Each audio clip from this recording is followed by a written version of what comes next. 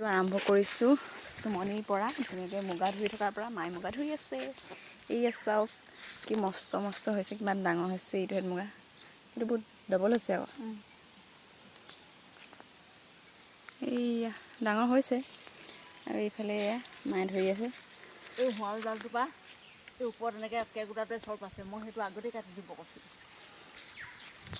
হওক আজি আপোনালোকক অকণমান মুগা দেখাওঁ। এয়া যিহেতু ঘৰত এৰী পলু আছে, সেইকাৰণে এবাৰ মুগাৰ ভিডিঅ' একদম দিবলৈ সময় পোৱা নাই, কাৰণ তাতো থাকিব লাগে ইয়াতো থাকিব লাগে। বেছিভাগ মোৰ এৰী পলু চোৱা চিতা কৰি থকা হৈছে এবাৰ, আৰু আজি অকণমান বোলো আপোনালোকক দেখাই দিওঁ এই চেগতে, নে কি কয়। এই চব মুগাই পাত খাই আছে খুব ধুনীয়াকৈ।